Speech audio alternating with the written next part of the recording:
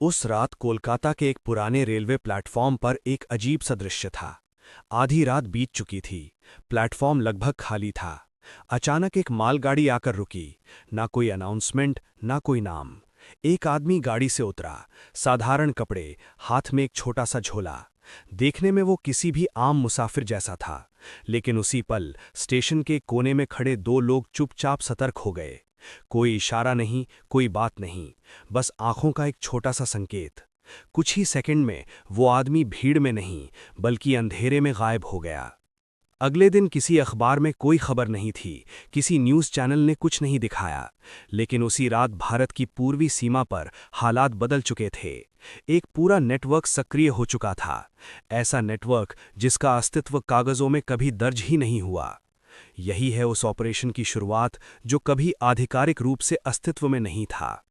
ये कहानी किसी फिल्मी मिशन की नहीं है। ये कहानी है उन घटनाओं की जिन्हें इतिहास की किताबों में दो चार पंक्तियों से ज्यादा जगह नहीं मिली, लेकिन जिनके बिना शायद आज का भारत वैसा ना होता जैसा हम जानते हैं। साल था 1970। भारत की पूर्वी सीमा के उस पार हालात धीरे धीरे विस्फोटक हो रहे थे। आज जिसे हम बांग्लादेश के नाम से जानते हैं, वो तब पूर्वी पाकिस्तान था। वहां की जनता पर अत्याचार बढ़ते जा रहे थे। राजनीतिक असंतोष, भाषाई दमन और सैन्य क्रूरता ने हालात को बेहद संवेदनशील बना दिया था। भारत सब देख रहा था, लेकिन खुलकर कुछ नहीं कर सकता था। अंतर्राष्ट्रीय राजनीति की सीमाएं थीं। युद्ध आखिरी विकल्प था, लेकिन उससे पहले कुछ और जरूरी था, जानकारी। यहीं से शुरू होता है वो गुप्त अभियान जिसे कभी कोई आधिकारिक नाम नहीं दिया गया। ना कोई सरकारी दस्तावेज, ना कोई प्रेस रिलीज। बस कुछ चुनिंदा लोगों को पता था कि कुछ किया जा रहा है। भारत की विदेशी खुफिया agency research and analysis wing उस समय नई नई बनी थी। अनुभव कम था, संसाधन सीमित थे, लेकिन एक बात साफ थी कि अगर भारत को आने वाले संकट से पहले तैयारी करनी है तो उसे सीमा के उस पार की सच्चाई जाननी होगी। ये कोई एक बड़ा मिशन नहीं था, ये सैकड़ों छोटे छोटे कदमों की श्रृंखला थी। शिक्षक, डॉक्टर, व्यापारी, शरणार्थी, छात्र, ऐसे लोग जिन पर कोई शक न करे। ये लोग पूर्वी पाकिस्तान से भारत आ रहे थे और भारत से वापस जा रहे थे। कोई हथियार नहीं, कोई रेडियो नहीं, सिर्फ याददाश्त और भरोसे के सहारे। एक युवा प्रोफेसर जो भाषा का जानकार था, उसे सीमा पार एक सांस्कृतिक सम्मेलन में भेजा गया। उसका काम था भाषण देना, लेकिन असली काम था ये समझना कि स्थानीय लोग क्या सोच रहे हैं, डर कितना है, गुस्सा कितना है, और सबसे जरूरी, किस पर भरोसा किया जा सकता है। एक डॉक्टर जो राहत शिविरों में काम कर रहा था, उसने देखा कि कितने लोग बिना किसी बीमारी के डर से कांपते रहते हैं। उसने इलाज के साथ साथ लोगों की कहानियां सुनी। रात में वो सब कुछ लिखता, फिर कागज जला देता, याद सिर्फ दिमाग में रखता। एक व्यापारी जो सालों से जूट का कारोबार करता था, अचानक उसकी आवाजाही बढ़ गई। उसे रास्ते, पुल, नदियां, चौकियां, सब कुछ याद करना था, किसी नक्शे पर नहीं बल्कि अपने मन में। ये ऑपरेशन किसी एक दिन शुरू नहीं हुआ, ये धीरे धीरे पनपा। जैसे बारिश से पहले हवा बदलती है, वैसे ही जमीन के नीचे कुछ खिसक रहा था। मार्च 1971 में हालात टूटने लगे, अत्याचार खुलेआम होने लगे, लाखों लोग भारत की ओर भागने लगे।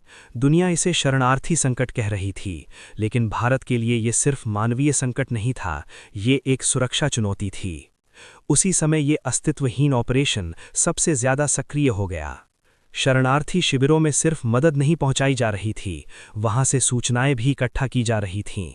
कौन सा इलाका सबसे ज्यादा प्रभावित है, कहां सैन्य दबाव ज्यादा है, किन इलाकों में स्थानीय समर्थन मजबूत है। इन सब का कोई लिखित रिकॉर्ड नहीं था, सब कुछ मौखिक था, भरोसे पर आधारित था। कई युवा जिन्होंने अपने परिवार खो दिए थे, चुपचाप तैयार किए जा रहे थे। उन्हें हथियार नहीं दिए गए, पहले उन्हें सिखाया गया देखना, सुनना, समझना। ये कोई औपचारिक ट्रेनिंग कैंप नहीं था, ये अनुभव से सीखने की प्रक्रिया थी। भारत खुलकर कुछ नहीं कह सकता था, लेकिन जमीन पर बहुत कुछ हो रहा था। अंतर्राष्ट्रीय मंच पर भारत संयम दिखा रहा था, लेकिन पर्दे के पीछे एक पूरी रणनीति तैयार हो रही थी। ये रणनीति सिर्फ सैन्य नहीं थी, ये मनोवैज्ञानिक, सामाजिक और राजनीतिक थी। सबसे अहम बात, इस पूरे ऑपरेशन का कोई नाम नहीं था, क्योंकि नाम का मतलब होता है पहचान, और पहचान का मतलब होता है सबूत। दिसंबर 1971 आया, युद्ध शुरू हुआ। दुनिया ने देखा कि सब कुछ कितनी तेजी से बदला। बहुतों को लगा कि ये अचानक हुआ, लेकिन सच्चाई ये थी कि जमीन पहले से तैयार थी। जो रास्ते खुले थे उनकी जानकारी पहले से थी, जहां समर्थन मिलेगा वो पहले से पता था, कहां प्रतिरोध कमजोर होगा ये भी मालूम था। ये सब किसी एक जनरल की योजना नहीं थी, ये सैकड़ों अदृश्य लोगों का काम था, जिन्होंने महीनों, कभी-कभी सालों तक बिना पहचान के काम किया। युद्ध के बाद एक नया देश बना, बांग्लादेश। दुनिया ने नेताओं के नाम जाने, जनरलों के इंटरव्यू हुए, लेकिन उन लोगों का कोई जिक्र नहीं हुआ जो पहले पहुंचे थे, जिन्होंने बिना हथियार के लड़ाई शुरू की थी। उनकी फाइलें कभी सार्वजनिक नहीं हुईं, कई मामलों में तो फाइलें बनी ही नहीं।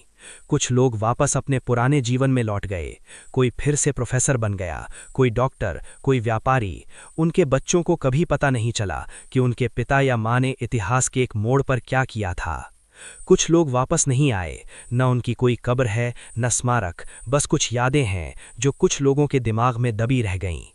यही कारण है कि इस ऑपरेशन का कोई आधिकारिक अस्तित्व नहीं है, क्योंकि अगर इसे मान लिया जाए तो कई सवाल खड़े होंगे, और उन सवालों के जवाब देने से ज्यादा जरूरी था देश की सुरक्षा। आज जब हम इतिहास को पीछे मुड़कर देखते हैं तो हमें लगता है कि सब कुछ साफ साफ दिखता है, लेकिन उस समय कुछ भी साफ नहीं था, सिर्फ अनिश्चितता थी, और उस अनिश्चितता में काम कर रहे थे वो लोग जिनका नाम कभी सामने नहीं आया।